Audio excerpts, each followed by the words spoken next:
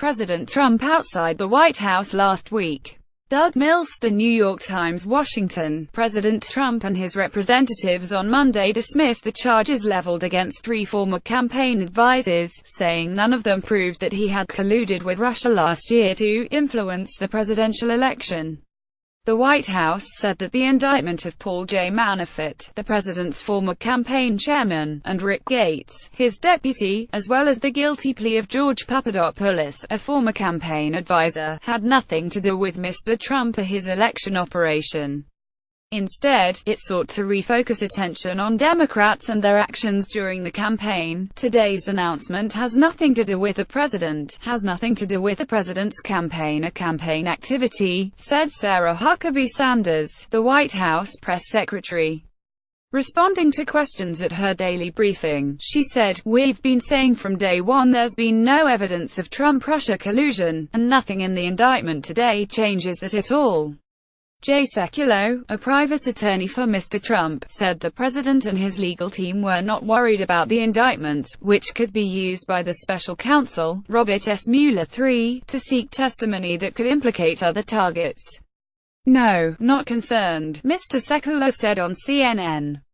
"I'm completely convinced, as I was from the outset, that not only was there no Russian collusion, there was no obstruction." He added, "I'm not concerned about this at all, and no one else is either." On Twitter, Mr. Trump reacted only to the indictment of Mr. Manafort on tax fraud, money laundering and foreign lobbying violations, arguing that it was not relevant to the campaign since it dealt with prior private business. In the first of two tweets, Mr. Trump wrote, "Sorry, but this is years ago, before Paul Manafort was part of the Trump campaign. But why aren't crooked Hillary the Dems the focus?" And a second tweet minutes later, Mr. Trump added, "Also, there is no collusion, sorry, but this is years ago, before Paul Manafort was part of the Trump campaign. But why aren't crooked Hillary the Dems the focus?" Donald J. Trump at Real Donald Trump, October 30, 2017. "Also, there is no collusion." Donald J. Trump at Real Donald Trump, October 30, 2017. He made no comment on the guilty plea by Mr. Papadopoulos, who admitted lying to the FBI about his efforts to connect Mr. Trump's campaign with Russian government officials. At her briefing, Ms. Sanders repeatedly insisted that Mr. Papadopoulos was just a volunteer in the president's campaign, and she downplayed his role by saying that he was a volunteer member of an advisory council that literally met one time. Ms. Sanders insisted that Trump campaign officials rebuffed all of his efforts to put them in touch with Russians. "You mean the outreach that was repeatedly denied and pushed away," she said. "He reached out and nothing happened beyond that. His guilty plea," she said, "was unrelated to his campaign efforts. It has nothing to do with the activities of the campaign," Ms. Sanders said. "It has to do with his failure to tell the truth that doesn't have anything to do with the campaign or the campaign's activities."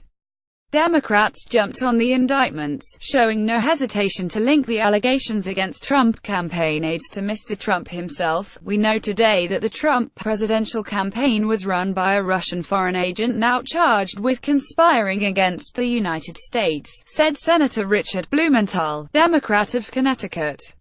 "This indictment is a sober, shattering moment and a major step toward answers and accountability for the American people.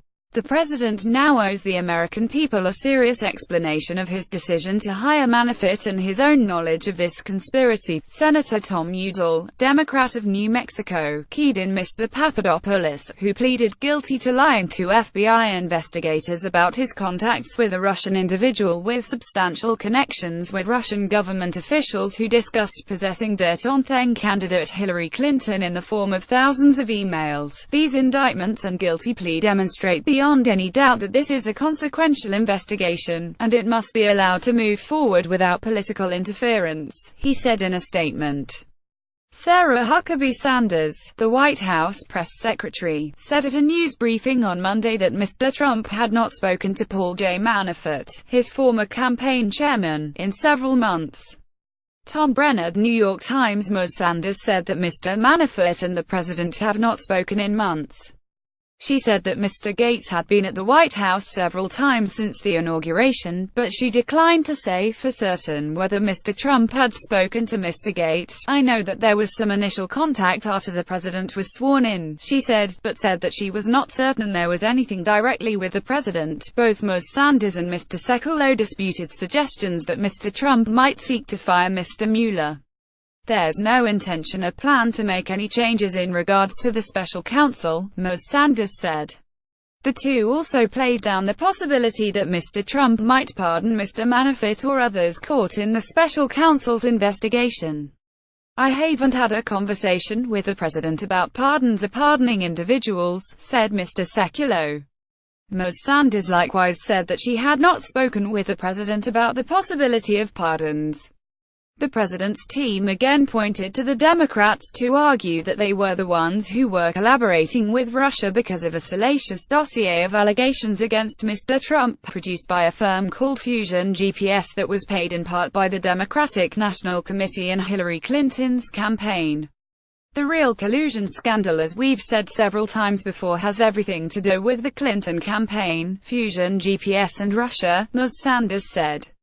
"There's clear evidence of the Clinton campaign colluding with Russian intelligence to spread disinformation and smear the president to influence the election.